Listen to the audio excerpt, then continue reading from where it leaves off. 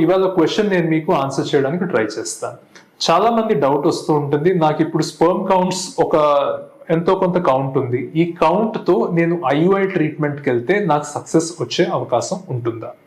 IUI అంటే మీ తాలూకా sperm sample ఇస్తే దాన్ని మేము ప్రాసెస్ చేసి దాన్ని యూట్రస్ లోకి మేము ఇన్సర్ట్ చేస్తాం, దాన్ని యూట్రస్ లోకి ఇంజెక్ట్ చేసి కరెక్ట్ గా ఎగ్ రిలీజ్ దానికి టైం చేస్తాం. ఇది సాధారణంగా వచ్చే డౌట్ ఏంటంటే, నాకు ఇప్పుడు ఈ కౌంట్స్ కి నేను ఐయుఐకి వెళ్ళాలా లేకపోతే డైరెక్ట్ గా నేను ఐవీఎఫ్ వెళ్తే బెనిఫిట్ ఉంటుందా అని కొంతమందికి డౌట్ ఉండొచ్చు. కొంతమందికి నేను నార్మల్ గా ట్రై చేయొచ్చా లేకపోతే నేను ఐయుఐకి వెళ్తే ఏమైనా బెనిఫిట్ ఉంటుందా అని కొంతమందికి డౌట్ రావచ్చు. దీనికి కరెక్ట్ గా మనం చెప్పాలి అంటే దీనికి ఒక క్యాలిక్యులేషన్ ఉంటుందండి. ఇప్పుడు మీరు ఇస్తారు మీ శాంపిల్, దాన్ని మేము అనలైజ్ చేస్తాం, సెమెల్ అనాలిసిస్ అని చేసి మీ తాలూకా వాల్యూమ్ ఎంత వచ్చింది ప్లస్ మీకు కాన్సన్ట్రేషన్ ఎంత ఉంది అంటే పర్ సీసీ ఆఫ్ స్పర్మ్ లో ఎన్ని మిలియన్స్ ఉన్నాయని మనం చూసుకొని దాని నుంచి ప్రోగ్రెసివ్ మొటిలిటీ అంటే ముందుకి ఫాస్ట్ గా స్విమ్ అవుతున్న స్పర్మ్స్ ఎన్ని ఉన్నాయో లెక్కేసుకొని ఈ మూడింటిని మల్టిప్లై చేసి ఒక ఫార్ములా ఉంటుంది అనమాట. అంటే మీ స్పర్మ్ తాలూకా ఎంత వాల్యూమ్ వచ్చింది, కాన్సన్ట్రేషన్ ఎంత ఉంది ప్లస్ ప్రోగ్రెసివ్ మొటిలిటీ ఎంత ఉంది, ఎంత పర్సెంటేజ్ ఉంది, ఈ మూడు మల్టిప్లై చేస్తే టోటల్ మొటైల్ స్పర్మ్ కాన్సన్ట్రేషన్ అని వస్తూ ఉంటుంది. ఈ కౌంట్ ఎంత ఉంది అన్న దాని బేసిస్ మీద మనం నార్మల్ గా మీరు ట్రై చేయొచ్చా లేకపోతే ఐయుఐకి వెళ్తే బెటరా లేకపోతే ఐవీఎఫ్కి వెళ్తే బెటరా అన్నది మనకు తెలుస్తుంది.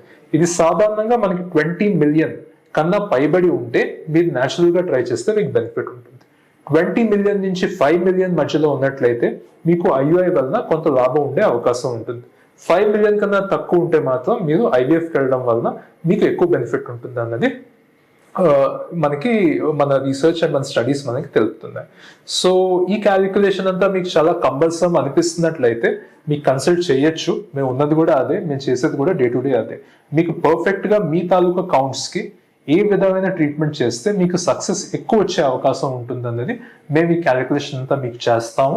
మీ కౌంట్స్ ఎలా ఉన్నాయో మేము చూసి ఏమైనా మెడికేషన్స్ వల్ల ఏమైనా కొంచెం ఇచ్చినట్లయితే ఏమైనా ఇంప్రూవ్ అవి మీకు ఐయుఐ సక్సెస్ రేట్ పెరుగుతుందా లేదా కూడా మేము టెస్ట్ చేస్తాం.